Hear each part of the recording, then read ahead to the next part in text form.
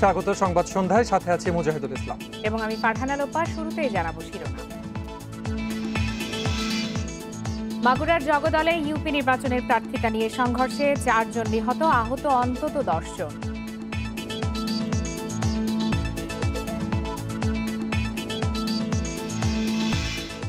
রাজধানীতে 11 ঘন্টা পর মোবাইল ইন্টারনেট সচল, পর্যায়ক্রমে চালু হচ্ছে সারা দেশে। কারিগরি ত্রুটিতে সেবায় বিঘ্ন, জানিয়েছে বিটিআরসি।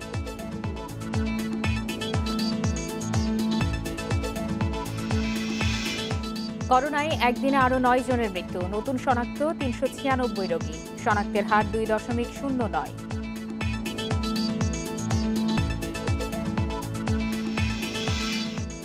প্রতিমা বিসর্জনের মধ্য দিয়ে শেষ হচ্ছে শারদীয় দুর্গোৎসব, করোনা সতর্কতায় নেই শোভাযাত্রা।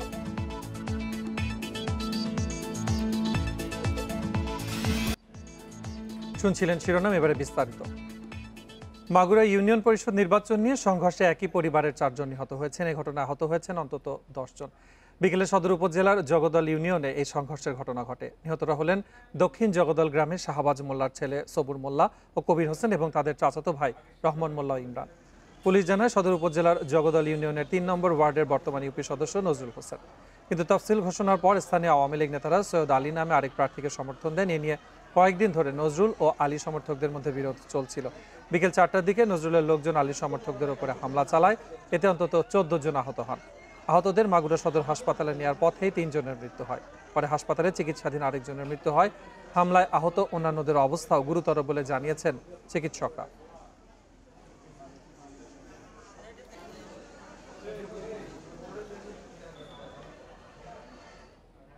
এগারো ঘন্টা পর দেশে সচল হলো মোবাইল ফোনে 3G ও 4G ইন্টারনেট সেবা। বিকালে টেলিযোগাযোগ মন্ত্রী মোস্তফা জব্বার কথা জানিয়েছেন। এর আগে কারিগরি ত্রুটিতে দেশে সব মোবাইল অপারেটরের ইন্টারনেট সেবা বিঘ্নিত হয় বলে জানিয়েছিল বিটিআরসি। মন্ত্রী জানান, সন্ধ্যার মধ্যে পর্যায়ক্রমে সারা দেশে মোবাইল 3G ও 4G ইন্টারনেট সেবা চালু হবে। মোবাইল অপারেটরের পাশাপাশি দেশের বিভিন্ন জায়গায় ব্রডব্যান্ড ইন্টারনেটও সংযোগ পাওয়া যাচ্ছিল না। মধ্যরাত থেকে দেশের বিভিন্ন জেলার মোবাইল ফোনের গ্রাহকেরা দ্রুতগতির 3G ও 4G ইন্টারনেট ব্যবহার করতে পারছেন না বলে অভিযোগ করেন। এতে ভোগান্তিতে পড়েন ব্যবহারকারীরা। শুরুতে কুমিল্লা সহ দেশের 6 জেলায় ইন্টারনেট সেবায় সমস্যা দেখা দেয়।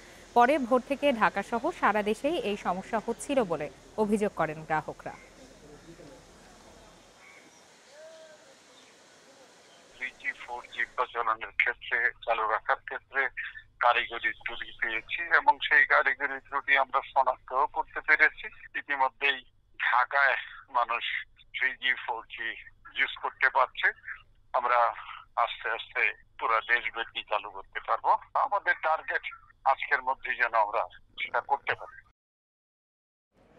দেশে করোনায় আরো 9 জনের মৃত্যু হয়েছে, এর মধ্যে পুরুষ 4 এবং নারী 5 জন। এই নিয়ে মোট প্রাণহানি হলো 27,746 জনের। 829টি ল্যাবে 24 ঘন্টায় 18,980 নমুনা পরীক্ষায় করোনা শনাক্ত হয়েছে 396 জনের। পরীক্ষা বিবেচনায় শনাক্তের হার 2.09%। শুক্রবার স্বাস্থ্য অধিদপ্তরের বিজ্ঞপ্তিতে জানানো হয়, দেশে মোট করোনা আক্রান্তের সংখ্যা দাঁড়ালো 15,64,881 জনে। সুস্থ হয়েছেন আরও 523 জন। এই নিয়ে মোট সুস্থ 15,26,891 জন।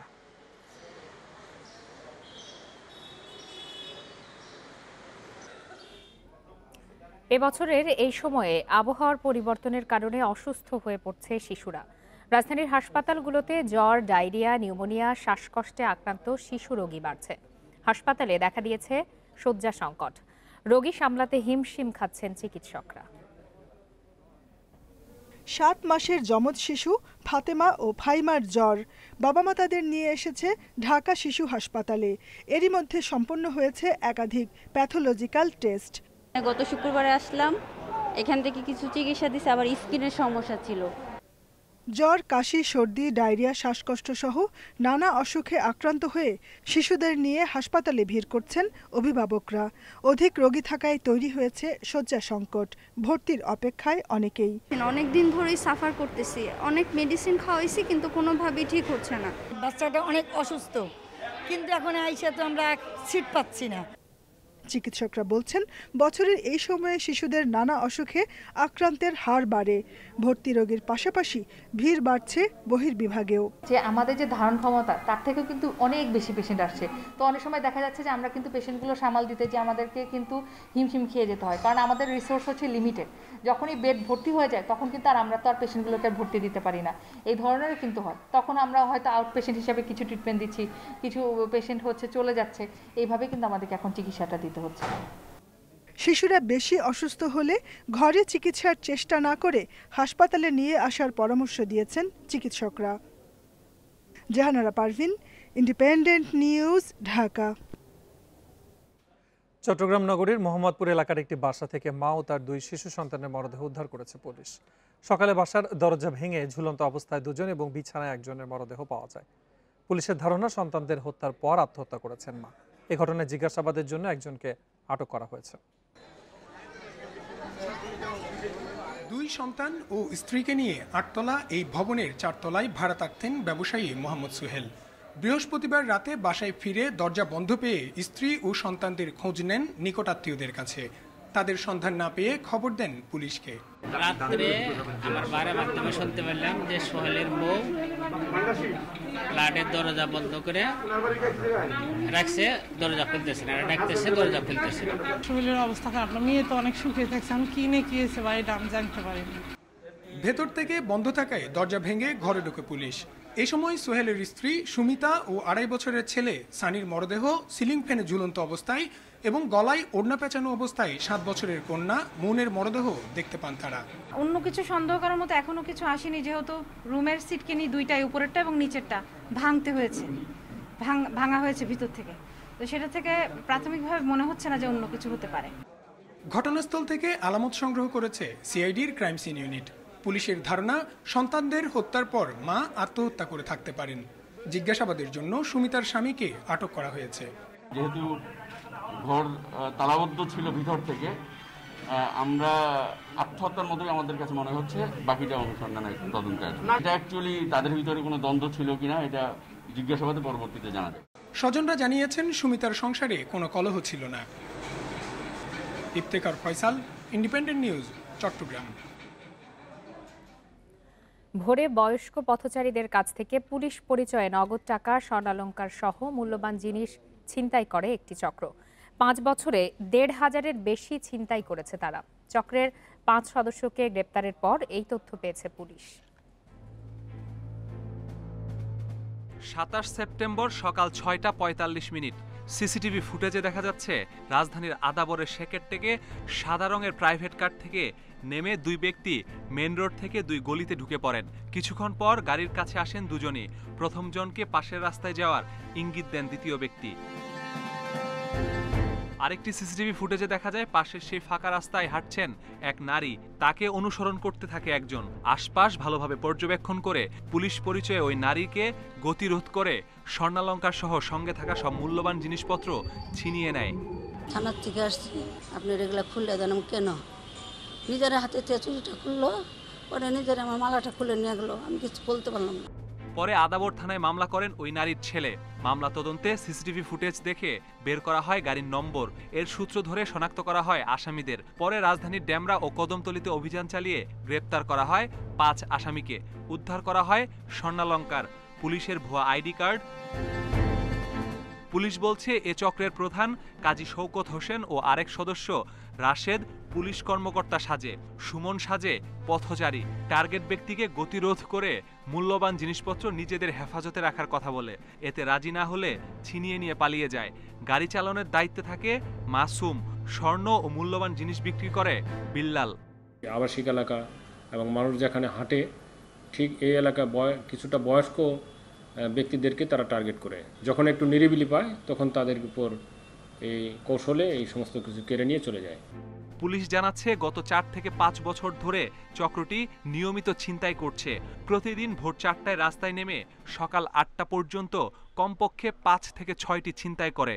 1,500-এর বেশি ছিনতাইয়ের কথা স্বীকার করেছে তারা। নির্দিষ্ট ব্যক্তি আছে যারা তাদের কাছ থেকে কিনে, এই নির্দিষ্ট ব্যক্তিদের একজনকেও আমরা অ্যারেস্ট করেছি। এরকম আমরা তথ্য কালেক্ট করে আরও যারা এর সঙ্গে যুক্ত আছে তাদেরকেও আমরা আইনের আওতায় নিয়ে আসবো। ঢাকা মহানগরী ছাড়াও ঢাকা মাওয়া, ঢাকা আরিচা হাইওয়ে এবং ঢাকার পার্শ্ববর্তী এলাকাতেও পুলিশ পরিচয়ে ছিনতাই করে আসছিল এই চক্রটি। চক্রের প্রত্যেক সদস্যের নামে ৩ থেকে ৪টি করে মামলা রয়েছে। Masudur Rahman, independent News, Dhaka. পাবনার ঈশ্বরদীতে ট্রাক চাপায় অটো, ভ্যান ও মোটরসাইকেলের 3 আরোহী নিহত হয়েছেন। সকালে উপজেলার রূপপুর পাবনা আঞ্চলিক সড়কের আওতাপাড়া এলাকায় এই দুর্ঘটনা ঘটে। পুলিশ জানায়, পাবনা থেকে ব্যাটারি চালিত ভ্যান ও মোটরসাইকেলটি রূপপুর যাচ্ছিল। আওতাপাড়া এলাকায় পৌঁছালে বিপরীত দিক থেকে আসা একটি ট্রাক তাদের ধাক্কা দেয়। ঘটনাস্থলেই মারা যান ভ্যান চালক মনসুর আলী ও যাত্রী সাইফুল শাহ। আর মোটরসাইকেল আরোহী আসিফ হোসেনকে গুরুতর অবস্থায় উদ্ধার করে স্থানীয়রা উপজেলার স্বাস্থ্য কমপ্লেক্সে নিলে চিকিৎসক মৃত ঘোষণা করেন। ট্রাকটি জব্দ করা হয়েছে, তবে এর চালক পলাতক। এদিকে ফেনীর ফতেপুরে মাইক্রোবাসের সঙ্গে সিএনজি অটোরিকশার সংঘর্ষে মারা গেছেন 2 জন, আহত আরও 2 জন।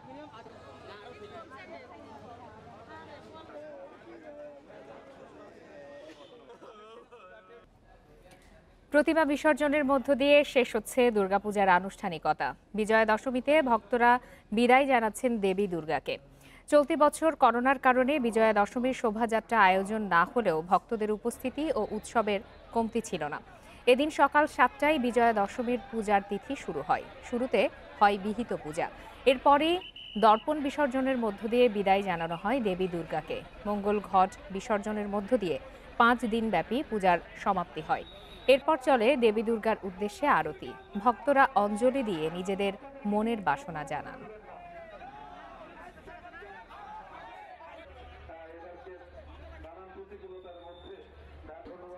মা, এই করোনা কালে যাতে বাংলাদেশে আর কোনো করোনা রোগে কোনো যাতে রোগী বা কোনো ব্যক্তি আক্রান্ত না হয়ে মারা যায়, মায়ের কাছে আমাদের এই প্রার্থনা রইল। প্রতি বছরই এই বছরে আশায় থাকি, শুরু থেকে ষষ্ঠী থেকে একবার দশমী পর্যন্ত। হ্যাঁ, সব আনন্দ, মানে আবার যাতে মা ফিরে আসে আমাদের মাঝে পরের বছর। প্রতিমা বিসর্জনের আরো খবর জানাতে এবারে রাজধানীর সদরঘাট থেকে যোগ দিয়েছেন সহকর্মী আদিলুর রহমান। আদিল, আপনি তো প্রতিমা বিসর্জনের শুরু থেকে বলতে গেলে সদরঘাটে আছেন, এখনো কি প্রতিমা বিসর্জন চলছে কিনা, আর সেখানে ভক্ত সমর্থকরা কি বলছেন?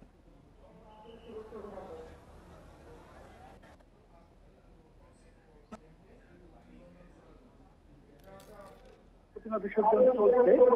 আমরা সবশেষে যে খবর পেয়েছি বা যে তথ্য পেয়েছি তাতে এখন পর্যন্ত 41টি মণ্ডপের প্রতিমা বিসর্জন হয়েছে এবং এখনো 40 থেকে 50টি মন্দিরের প্রতিমা রাস্তায় ট্রাকে করে রাখা হয়েছে। এখানে শৃঙ্খলার ভাবে যাতে প্রতিমাগুলো বিসর্জন করা হয় সে কারণে কিন্তু একটি একটি করে প্রতিমা এখানে নৌকায় তুলে দেওয়া হচ্ছে এবং সেই প্রতিমা নদীতে নিয়ে গিয়ে কিন্তু আসলে বিসর্জন দেওয়া হচ্ছে। আমরা শুরু থেকেই দেখছি যে এখন পর্যন্ত প্রতিমা বিসর্জনের যে কার্যক্রমটি চলছে সেটি সুন্দরভাবে, সুষ্ঠুভাবে এবং ভালোভাবেই কিন্তু আসলে বিসর্জনের যে কার্যক্রমটা সেই কার্যক্রমটা চলছে। আপনাকে জানিয়ে রাখি, আইন শৃঙ্খলা বাহিনীর সদস্যরা তৎপর রয়েছে। যখনই সন্ধ্যা হয়ে গিয়েছে তখনই আমরা দেখেছি যে নদীতে নৌ পুলিশ এবং ফায়ার সার্ভিসের যেসব সদস্যরা আছেন তারা টহল দিচ্ছেন যাতে অপ্রীতিকর কোনো পরিস্থিতি এখানে না ঘটে। এছাড়া আইন শৃঙ্খলা বাহিনীর অন্যান্য সদস্যরাও মোতায়েন করা হয়েছে, তারাও এটি দেখভাল করছেন নিরাপত্তার বিষয়টি। এখানে ভক্তরা আসলে যেটি বলছেন যে দেবী দুর্গা 5 দিন আনন্দ উল্লাসের মধ্যে কিন্তু আসলে কাটিয়েছেন এই ভক্তরা, এবং আজকে অনেককেই আমরা দেখেছি যে প্রতিমা বিসর্জনের সময় যেমন আনন্দ করছেন, কেউ উল্লাস করছেন, আবার কেউ কিন্তু অশ্রুসিক্ত চোখে দেবীকে বিদায় জানাচ্ছেন। আজকে দেবী মর্ত থেকে কৈলাসে স্বামী গৃহে ফিরে যাচ্ছেন এবং আবার আরও একটি বছরের অপেক্ষা কিন্তু করতে হবে ভক্তদের। তারা বলছেন যে এটি আসলে তাদের কাছে একটি অন্যরকম আনন্দ যে 1 বছর পর পর দেবী দুর্গা ফিরে আসেন। তারা প্রার্থনা করেন, তারা আনন্দ করেন, উল্লাস করেন এবং একই সাথে ভক্তরা প্রার্থনা করেছেন যেন এই যে করোনা মহামারী, সেই করোনা মহামারী থেকে বিশ্ব যেন মুক্তি পায়, দেশের মানুষ যেন ভালো থাকে এবং আবার দেবী দুর্গা ফিরে আসবেন, সুজলা সুফলায় এই দেশ ভরে উঠবে, এমনটাই কিন্তু আসলে প্রার্থনা করেছেন ভক্তরা। এবং আমরা কিন্তু গত বছরের কথা যদি বলি যে গত বছর বিসর্জনের সময় ভক্তদের উপস্থিতি আমরা যতটা তার থেকে অনেক উপস্থিতি বেড়েছে এবং এই যে ঘাটটা যেখানে প্রতিমা বিসর্জন করা হয় সেখানে কিন্তু নারী এবং শিশুদের আসতে দেওয়া হচ্ছে না, কিন্তু পুরুষ তারা এসে প্রতিমাটি বিসর্জন করতে পারছেন এবং আনন্দ উল্লাসের মধ্য দিয়ে কিন্তু এই প্রতিমা বিসর্জনের যে আনুষ্ঠানিকতা সেটি চলছে এবং এই আনুষ্ঠানিকতা 8টার মধ্যে শেষ হওয়ার কথা ছিল, কিন্তু এখানকার যারা আয়োজকরা তারা বলছেন যে আরো হয়তোবা বেশি কিছু সময় এখানে লাগতে পারে। তো আমরা চলছে বিজয়া দশমীর প্রতিমা বিসর্জন, সেই খবর জানছিলাম সদরঘাট থেকে, জানাচ্ছিলেন সহকর্মী আদিলুর রহমান। দেশে বিএনপি নতুন করে সাম্প্রদায়িকতাকে উস্কে দিচ্ছে বলে মন্তব্য করেছেন আওয়ামী লীগের সাধারণ সম্পাদক ওবায়দুল কাদের। সকালে রাজধানীর বাসভবনে এই মন্তব্য করেন তিনি। এ সময় ওবায়দুল কাদের বলেন, বিএনপি আবারও পুরনো রূপে ফিরে আসছে। তাদের শাসনামলে আওয়ামী লীগের নেতাকর্মীদের জন্য প্রতিটি রাত ছিল দুঃস্বপ্নের মতো। একই অবস্থা ছিল সনাতন ধর্মাবলম্বীদের জন্য। বাড়িঘর মন্দিরে হামলার আশঙ্কায় দিন কাটত তাদের। এখন আবারও বিএনপি ষড়যন্ত্র করে ক্ষমতায় যাওয়ার রঙিন স্বপ্ন দেখছে, তবে এই স্বপ্ন অচিরেই ভেঙে যাবে। গত এক যুগ ধরে বিএনপি নির্বাচন আন্দোলন নিয়ে কথা বললেও বাস্তবে কোনো সক্ষমতা দেখাতে পারেনি। দলটি প্রতিহিংসাপরায়ণ ও ব্যর্থ এক বিরোধী দল। দোষারোপের রাজনীতির দুষ্টচক্রে বিএনপি আবর্তিত হচ্ছে বলেও জানান ওবায়দুল কাদের।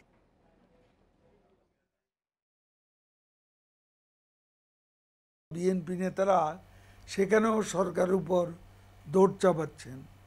আসলে বিএনপি নিজেরা অন্ধ বলে সব কিছুতেই অন্ধকার দেখতে পায়। দোষারোপের রাজনীতির দুষ্টচক্রে তারা আবর্তিত হচ্ছে, এ থেকে তারা বের হতে পারছে না। বিশ্ব ক্ষুধা সূচকে প্রতিবেশী ভারত ও পাকিস্তানকে পেছনে ফেলে এগিয়েছে বাংলাদেশ। 25% বা তারও বেশি ক্ষুধা কমাতে সক্ষম হয়েছে। বৃহস্পতিবার বিশ্ব ক্ষুধা সূচক GHI প্রতিবেদনে 116টি দেশের মধ্যে বাংলাদেশের অবস্থান 76তম। কৃষিমন্ত্রী বলছেন, দেশে ক্ষুধা না থাকলেও আগের চেয়ে খাবার কিনতে বেশি দাম গুনতে হচ্ছে। এই সমস্যা নিরসনে এখন বড় চ্যালেঞ্জ। প্রতিবছর আয়ারল্যান্ডের স্বেচ্ছাসেবী সংস্থা কনসার্ন ওয়ার্ল্ড ওয়াইড এবং জার্মান সংস্থা ওয়েল্ট হাঙ্গার হিলফ যৌথভাবে বিশ্বের দেশগুলোর মধ্যে ক্ষুধার পরিমাণ নির্ধারণ করে থাকে।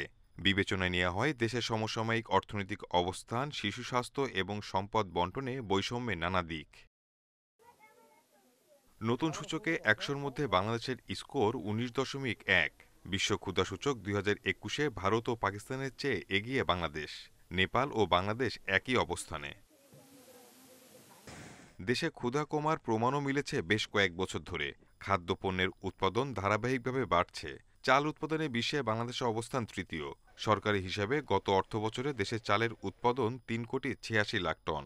সবজির উৎপাদন হয়েছে 1,97,00,000 টন। আপনারা কি কেউ একটা নিউজ করতে পেরেছেন যে কুড়িগ্রাম নীলফামারীতে মঙ্গ এলাকায় একজন মানুষ না খেয়ে আছে, খাদ্যের কষ্ট, তাদের হাড্ডিসার চেহারা, সেই চেহারা কিন্তু এখন আর নাই।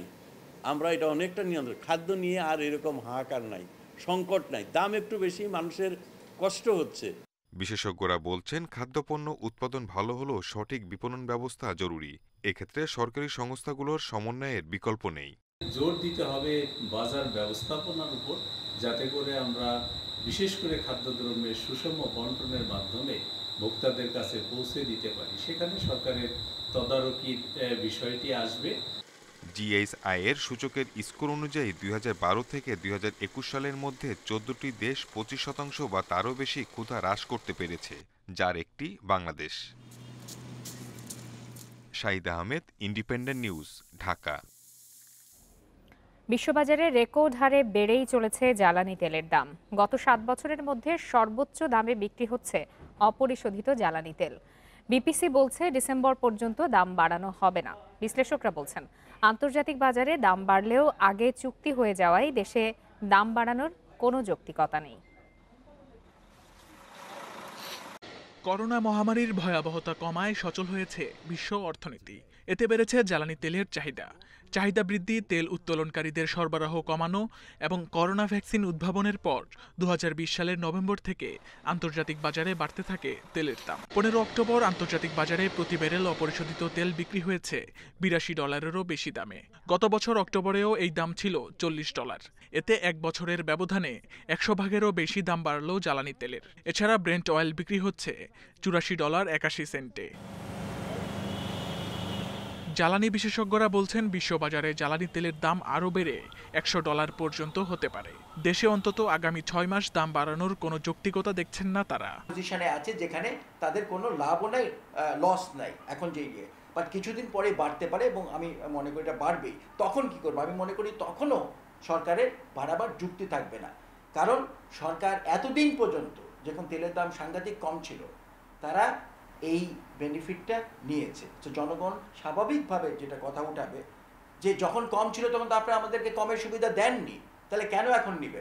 দেশে তেলের দাম বাড়বে কিনা এই প্রশ্নে দেশের একমাত্র জ্বালানি তেল আমদানিকারী প্রতিষ্ঠান বিপিসির চেয়ারম্যান জানালেন, ডিসেম্বর পর্যন্ত বিশ্ববাজারে দাম বাড়ার প্রভাব পড়বে না দেশে। ইম্পোর্ট ভলিউম যেটা পরিমাণ এবং রেট দুটোই আমরা কিন্তু প্রতি 6 মাস ভিত্তিক করি, অর্থাৎ এই 6 মাসে কোনো পরিবর্তন, তার মধ্যে যেটা আমাদের লাস্ট জানুয়ারি টু এই ডিসেম্বর পর্যন্ত যে রেট এবং যে ভলিউম, এবং ভলিউমটা চেঞ্জ হয় এবং ভলিউমটা আলটিমেটলি চেঞ্জ হয় অ্যাজ পার ডিমান্ড, কিন্তু রেট কিন্তু চেঞ্জ হয় না। তার মানে রেট যে রেটে ওই সময় আমরা কিনেছিলাম সেই রেট কিন্তু ডিসেম্বর পর্যন্ত আমরা ফুললি সেলফ। 2021 সালের জানুয়ারি থেকে নভেম্বর পর্যন্ত মোট 34,44,000 মেট্রিক টন ডিজেল এবং 2,53,000 টন অকটেন আমদানি করেছে বাংলাদেশ পেট্রোলিয়াম কর্পোরেশন বিপিসি।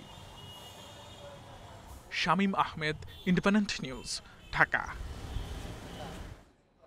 রাজধানীর বাজারে কিছুটা স্বস্তি ফিরেছে পেঁয়াজের দামে। সপ্তাহের ব্যবধানে দেশীয় আমদানি পেঁয়াজের দাম কমেছে কেজিতে 10 টাকা পর্যন্ত। এছাড়া কমতে শুরু করেছে কাঁচামরিচের দামও, তবে এখনও চড়া দামে কিনতে হচ্ছে মুরগি ও চিনি। কয়েক সপ্তাহের অস্থিরতা কমতে শুরু করেছে রাজধানীর পেঁয়াজের বাজারে। গত সপ্তাহে দেশি পেঁয়াজ 70 থেকে 75 টাকা কেজিতে বিক্রি হলেও এখন তা মিলছে 60 থেকে 65 টাকায়। আর দাম কমে ভারতে পেঁয়াজ বিক্রি হচ্ছে 60 থেকে 62 টাকা কেজিতে। বিক্রেতাদের দাবি, ভারত থেকে পেঁয়াজ আমদানি হচ্ছে আগের চেয়ে বেশি। পাশাপাশি মিয়ানমার থেকেও আসছে পেঁয়াজ, এর প্রভাব পড়েছে বাজারে। আমদানি যদি ভালো হয় তাহলে বাজার একটু কমবে, আর যদি আমদানি আর না কমে তাহলে তো আর বাজার আর কমার মতো লক্ষণ নাই ভাই। কারণ হচ্ছে গৃহস্থর তো কেমনে কাটি যাইতেছে, যারা 100 মন আছিল তার আছে 20 মন। স্বস্তি ফিরেছে কাঁচামরিচের দামেও। দাম কমে প্রতি কেজি কাঁচামরিচ বিক্রি হচ্ছে 100 থেকে 120 টাকা কেজিতে। গত সপ্তাহে যা ছিল 180 থেকে 200 টাকা। তবে শিম, বেগুন, টমেটো সহ অন্যান্য সবজির দাম আগের মতোই চড়া। সবজির দাম বেশি, সাদ্রবি থাকলে মোটামুটি চলে, সব তরকারির দামটা কম থাকলে মানুষ খাইতে পারবে মনে করেন। এদিকে মুরগির দাম কমেনি এখনো। সোনালী মুরগি কিনতে গুনতে হচ্ছে 320 টাকা কেজি, আর ব্রয়লার মুরগি বিক্রি হচ্ছে 180 টাকা দরে। তবে ডজনে 5 টাকা কমে ফার্মের মুরগির ডিম পাওয়া যাচ্ছে 105 টাকায়। মুরগি খায় সচরাচর মিডল থেকে লো ফ্যামিলি, গরু তো সবাই খেতে পারে না, ইচ্ছে করলে খেতে পারে না। 600-700 টাকা কেজি। তো জিনিসের দাম তো এখন বরাবর খালি ডেলি বাড়তে আছে, কমতেছি না। ওই আর বেতন তো আর বাড়তে আছে না, বেতন তো আর লোক একই রয়েছে। এদিকে 1 মাস পার হলেও সরকারে বেঁধে দেওয়া দামে মিলছে না চিনি। প্রতি কেজি চিনি বিক্রি হচ্ছে 80 থেকে 85 টাকায়। Shahid Ahmed, Independent News, Dhaka. আফগানিস্তানের কান্দাহারের শিয়া মসজিদে বোমা বিস্ফোরণে 37 জন নিহত হয়েছে, আহত হয়েছে অন্তত 70 জন। শুক্রবার জুমার নামাজের সময় ইমাম বারগা মসজিদে এই বিস্ফোরণের ঘটনা ঘটে। বিস্ফোরণের কারণ জানা না গেলেও একে আত্মঘাতী হামলা বলে ধারণা করা হচ্ছে। স্থানীয় এক চিকিৎসক জানান, আহত মুসল্লিদের মীর ওয়াইস হাসপাতালে নেওয়া হয়েছে। ধারণা করা হচ্ছে আইএসকে এই হামলা চালাতে পারে। এর আগে গত শুক্রবার কুন্দুজের একটি শিয়া মসজিদে আত্মঘাতী বোমা হামলা চালায় আইএসকে। সেই হামলায় শতাধিক মানুষ হতাহত হয়।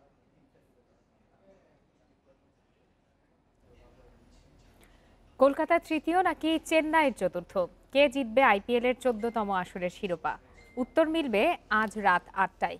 দুবাইয়ে মেগা ফাইনালে মুখোমুখি হবে টুর্নামেন্টের অন্যতম সফল দুই দল। কলকাতার আগের 2 ফাইনালে খেলেছেন সাকিব আল হাসান। এবারও টাইগার তারকার দিকেই চোখ থাকবে বাংলাদেশের সমর্থকদের।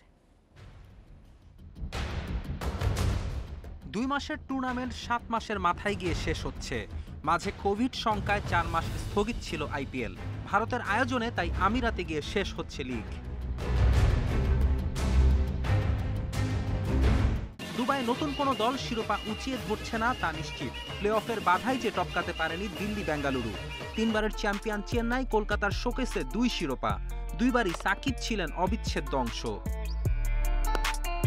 কলকাতা ফাইনালে শতভাগ সফল, চেন্নাই 8 ফাইনালে হেরেছে 5 বার। নয়তো মুম্বাইকে টপকে ওরাই হতো আইপিএলের সবচেয়ে সফল দল। দুই দলই ফাইনাল পর্যন্ত এসেছে ওপেনারদের সাফল্যে। প্রথম পর্বে ধুঁকতে থাকা কলকাতাকে জয়ের ধারায় নিয়ে আসেন তরুণ ভেঙ্কটেশ আইয়ার। তাকে যোগ্য সঙ্গ দিয়েছে শুভমান গিল। চেন্নাইয়ের ওপেনাররা আরও সপ্রতিভ। ঋতুরাজ গাইকোয়াদ তো টপ স্কোরার চার্টের 2 নম্বরে, 450-র সাথে আছে 1 সেঞ্চুরি। 550-তে আরেক ওপেনার ডুপ্লেসিও দারুণ ধারাবাহিক। বৈচিত্র্যময় স্পিন আক্রমণ কলকাতার বড় শক্তি, যেখানে সবচেয়ে আগ্রাসী বরুণ চক্রবর্তী। আসরে এই লেগের শিকার 18 উইকেট। অন্যদিকে পেসাররা চেন্নাইয়ের বড় শক্তি। পেস ভেরিয়েশনে নজর কেড়ে বিশ্বকাপের স্কোয়াডে জায়গা করে নিয়েছেন শার্দুল ঠাকুর। ডেথ ওভারে ভয়ঙ্কর ব্রাভো। এই আসরে 2 দেখায় চেন্নাইয়ের কাছে হেরেছে কলকাতা। অবশ্য 2012-তে ধোনির দলকে হারিয়েই শিরোপা উৎসব করেছিল কেকেআর। ফেরদৌস ইসলাম, ইন্ডিপেন্ডেন্ট নিউজ। বিশ্বকাপ মিশনের আগে প্রস্তুতি ভালো হয়নি বাংলাদেশের। 2 দিন পরেই খেলতে হবে বাছাই পর্ব। ওমান ম্যাচের আগে আইসিসির ভার্চুয়াল সংবাদ সম্মেলনে নানা বিষয়ে কথা বলেছেন মাহমুদুল্লাহ রিয়াদ। চোটের কারণে প্রস্তুতি ম্যাচে খেলতে না পারলেও শঙ্কা নেই টি-20 অধিনায়ককে নিয়ে। প্রথম ম্যাচ থেকেই রিয়াদকে পাওয়া যাবে। অন্যদিকে অভিজ্ঞ তামিম ইকবালকে না পাওয়ার আক্ষেপও ছিল রিয়াদের কণ্ঠে। তবে তার শূন্যতা কাটিয়ে উঠবে দল। নিজেদের প্রমাণের সুযোগ তৈরি হয়েছে সৌম্য লিটনের পাওয়ার হিটিংয়ের খেলায়। ম্যাচ বাই ম্যাচ এগোনোর পরিকল্পনা বাংলাদেশের। দ্রুত কন্ডিশনের সাথে মানিয়ে নেওয়ার চ্যালেঞ্জও টিম বাংলাদেশের সামনে।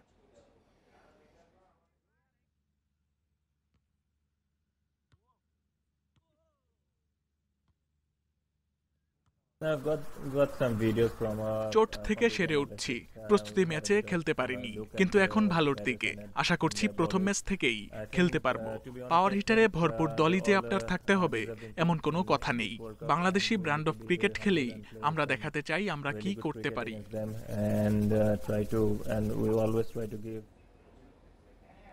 এই ছিল সংবাদ সন্ধ্যায়। ইন্ডিপেন্ডেন্ট টেলিভিশনের সব খবরের আরো বিস্তারিত জানতে চোখ রাখুন ফেসবুক, ইউটিউব আর টুইটারে। এতক্ষণ সাথে থাকার জন্য সবাইকে ধন্যবাদ।